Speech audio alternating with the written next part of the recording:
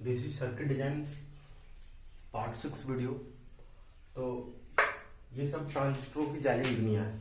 जो आप पढ़े हैं, मैं आपको बता दूं, जो आप पढ़े हैं वो बस यहाँ पेपर पे ही है। अगर उसका आप यूज करना चाहते हैं तो उसका नंबर ऑफ वैरायटी यूज है।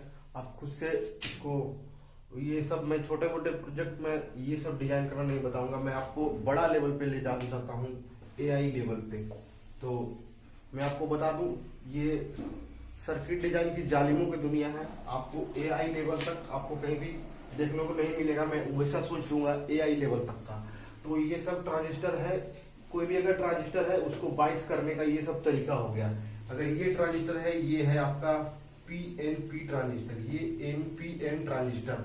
तो ये एनपीएन ट्रांजिस्टर वर्क कैसे करता है? जब इसको आईवी करंट देंगे तो ये वर्क करना चालू होगा। आईसी का कुछ पार्ट आईई में एंटर करने लगेगा। मतलब ये आईवी, ये एक तरह से नल हो गया, नल का स्विच हो गया। अगर इसमें आईवी एंटर करेंगे तो ये आईसी का कुछ पार्ट, आईसी का 98% पार्ट, जो करंट का 98% आई से फ्लो होने लगेगा और ये स्विच, ये ओपन हो जाएगा, ये वाला पाइप। ऐसा समझ लीजिएगा कि यहाँ से पानी आ रहा है, यहाँ से ब्लॉकेज है। ये ब्लॉकेज को ये इस तरह से, ये नल है, नल, ये नल, ये जैसी इसमें कुछ करंट आई भी दीजिएगा, ये नल खुल जाएगा और यहाँ से जो भी वाटर है यहाँ फ्लो करना चालू हो जाएगा। यानी मतलब ये छोटा सा करंट बड़ा सा करंट को चेंज कर देता है, ये कंट्रोल कर रहा है।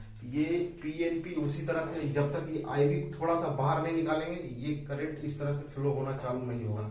ये इस तरह से फ्लो होना चालू नहीं होगा। इसमें करंट बाहर निकल रहा है, इसमें करंट इंटर हो रहा है। तो ये इसको बाइस करने के लिए 3 टेक्निक हो गए: फिक्स बाइस, कलेक्टर टू बेस बाइस, वोल्टेज डिवाइडर बाइस और ट्रांसफार्मर कपल्ड बाइस होता है। तो मैं आपको थोड़ा सा बता देता हूँ, आप लोग क्या पढ़ते हैं तो ये आप समझ लीजिए।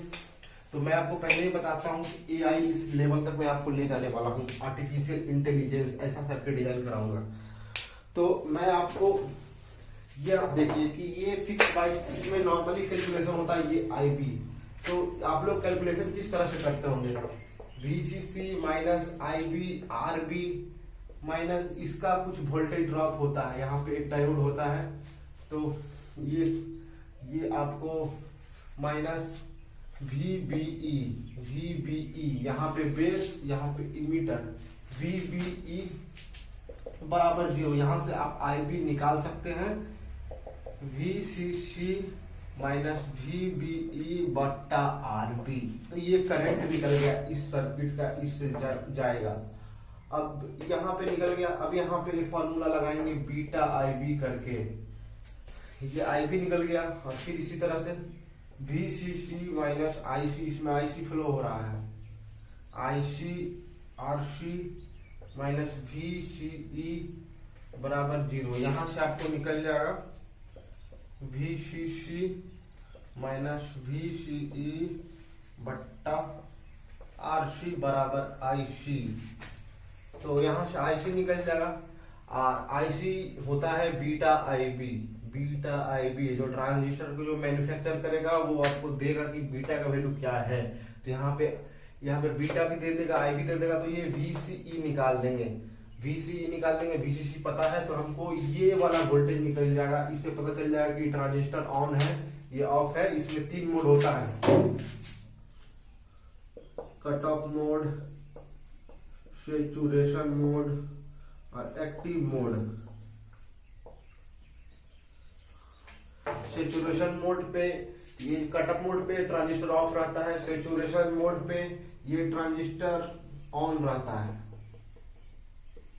और ये एक्टिव मोड पे ये लीनियर रहता है। मतलब जितना इनपुट देंगे उसी के हिसाब से यहाँ आउटपुट पे चेंज होगा। तो ये मोड एम्पलीफायर में यूज होता है। ये mode on off switch use होता है। तो अगर आपको ऑन ऑफ प्रोजेक्ट बनाना है तो सैचुरेशन मोड में काम करवाइए। अगर आपको एक्टिव मोड में काम करवाना है तो एक्टिव मोड का बाइसिंग करना होगा हर ट्रांजिस्टर का। यहाँ से देखिए, यहाँ पे आईसी जो है वो यहाँ पे भी हो रहा है, यहाँ बट भी जा रहा है। यहाँ पे ये देखिए, यहाँ पे एक करंट आई', यहाँ पे आईसी और यहाँ आईबी बढ़ जा रहा है। यहाँ पे क्या हो रहा है, इस बेस को यहाँ पे 22 कर रहे हैं। बेस को हम ये दो रेसिस्टर से यहाँ वोल्टेज, यहाँ पे जैसा वोल्टेज चाहिए वहां पे ये सब 22 कर रहे हैं। इसमें बस इसमें एक आर ई, अब यहाँ पे देखिए कहीं में आर ई नहीं होगा, आर ई यहाँ पे देख रहे हैं आर ई यहाँ पे आर ई, यहाँ पे आर ई नहीं। तो आर ई क्या काम करता है, तो आर ई यही काम करता है कि ये जो इनपुट का देख रहे हैं आप, इनपुट, ये इनपुट जब यहाँ से डालेंगे तो डायरेक्ट नहीं हो जाए, इसीलिए इनपुट में कुछ रेसिस्टेंस आ जाता है। ये R E input output resistance दोनों में काम है। अगर इनपुट रेसिस्टेंस लिखना है आपको तो यहाँ पे एक रेसिस्टेंस बनता है इंटरनल रेसिस्टेंस, ये जो डायोड का है उसका रेसिस्टेंस आर, यहाँ पे R B plus R E, ये डायनेमिक रेसिस्टेंस है, ये करंट पे चेंज होता है। तो ये इनपुट रेसिस्टेंस, अगर आउटपुट रेसिस्टेंस आपको लिखना है तो ये आउटपुट रेसिस्टेंस आर सी, अगर ये देख रहे हैं ये आउटपुट करंट जो फ्लो हो रहा है उसमें कौन कौन रेसिस्टेंस आ रहा है, R C E plus R E. लेकिन अगर ये आउटपुट, अगर आउटपुट में अगर हम ले रहे हैं, अगर यहाँ पे कैपेसिटर लगाते हैं तो आर ई एसी के टाइम शॉर्ट कर देगा और सिर्फ रेसिस्टेंस ये रहेगा। तो ये आपको सारा का सारा ये आपको तीनों का तीनों ये हो गया बाइसिंग टेक्निक ऑफ ट्रांजिस्टर। तो अभी जबकि मैं अभी बताया कि ये तीनों काम करेंगे, saturation mode, cut off mode और एक लीनियर मोड। तो हमको अगर ऑन ऑफ स्विच लेना है तो सेचुरेशन मोड में इसको लेंगे, और कट ऑफ मोड ये ऑफ रहेगा, और ये लीनियर मोड जब ये एक्टिव रहेगा ट्रांजिस्टर तीनों बाइसिंग में। तो इससे हम जब एम्पलीफायर ऐसा इसको यूज करते हैं तो एम्पलीफायर का भी कैटेगरी आता है। ये सब बाइसिंग का टेक्निक हो गया, ये सब ट्रांजिस्टर का बाइसिंग का टेक्निक। तो एम्पलीफायर हम इस ट्रांजिस्टर से कौन कौन बना सकते हैं, ए एम्पलीफायर, फिर इसका बी एम्पलीफायर, फिर ए बी एम्पलीफायर, फिर जी या एच एम्पलीफायर, फिर इसका एक आता है क्लास डी एम्पलीफायर, ये अभी मॉडर्न में चल रहा है। तो मैं ये भी बताऊंगा कि ए एम्पलीफायर क्या होता है, B amplifier, A B amplifier, G H amplifier, class D amplifier. उससे पहले आपको मैं बताता हूं कि इस सब का कैलकुलेशन कैसे होता है। तो कैलकुलेशन